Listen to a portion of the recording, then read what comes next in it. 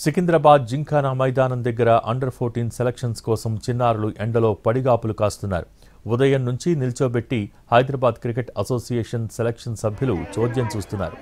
కనీసం గ్రౌండ్లోకి కూడా తీసుకోకుండా రోడ్డుపై ఎండలో నిల్చోబెట్టారని పిల్లల తల్లిదండ్రులు ఆగ్రహం వ్యక్తం చేస్తున్నారు. యాజమాన్యం తమకేం పట్టనట్టుగా ఉందని ఆరోపిస్తున్నారు.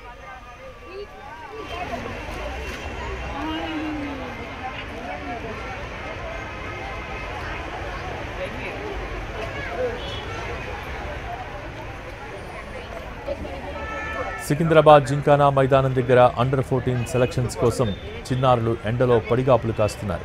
ఉదయం నుంచి నిల్చోబెట్టి హైదరాబాద్ క్రికెట్ అసోసియేషన్ సెలక్షన్ సభ్యులు చోద్యం చూస్తున్నారు. కనీసం గ్రౌండ్లోకి కూడా తీసుకోకుండా రోడ్డుపై ఎండలో నిల్చోబెట్టారని పిల్లల తల్లిదండ్రులు ఆగ్రహం వ్యక్తం చేస్తున్నారు. యాజమాన్యం తమకేం పట్టనట్టుగా ఉందని ఆరోపిస్తున్నారు.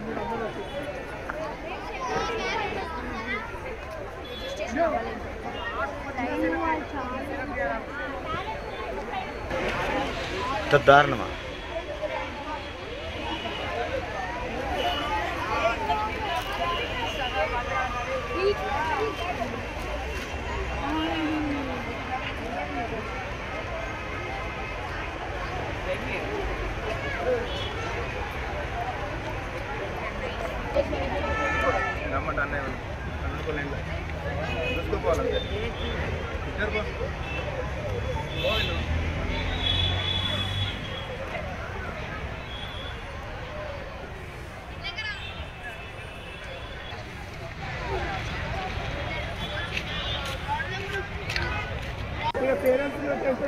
సికింద్రాబాద్ జింఖానా మైదానం దగ్గర అండర్-14 సెలక్షన్స్ కోసం చిన్నారులు ఎండలో పడిగాపులు కాస్తున్నారు.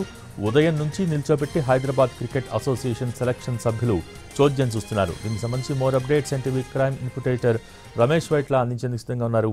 రమేష్, అండర్-14 సెలక్షన్ కోసం ఇవాళ డేట్ ఇవ్వడం జరిగింది. ఈ నేపథ్యంలో రాష్ట్ర వ్యాప్తంగా ఉన్న చిన్నారులంతా కూడా అక్కడ చేరుకోవడం జరిగింది. అయితే ఎట్లాంటి ఏర్పాట్లు అంటే లోపలికి అనుమతిస్తారా లేదా అన్న విషయం కూడా ఎవరు స్పష్టంగా చెప్పట్లేదు. ఉదయం నుంచి కూడా దాదాపు 5-6 గంటల నుంచి కూడా విద్యార్థులు కావచ్చు, లేకపోతే అండర్-14 ఆడుతున్న క్రికెట్ పిల్లలు కావచ్చు, వీళ్ళంతా కూడా అక్కడ చేరుకున్నారు. అయితే ఇటీవల కాలంలో ఆ జింఖానా గ్రౌండ్ లోపలికి పెద్ద ఎత్తున చొరబాటు జరుగుతుందని చెప్పి ఆ గోడ నిర్మాణం జరుగుతుంది. గోడ నిర్మాణం పక్క పొంటి కూడా విద్యార్థులను వరుసగా నిలబెట్టి దాదాపు ఉదయం నుంచి కూడా వాళ్ళు బయటనే ఉన్నారు, వాళ్ళని లోపలికి అనుమతించట్లేదు.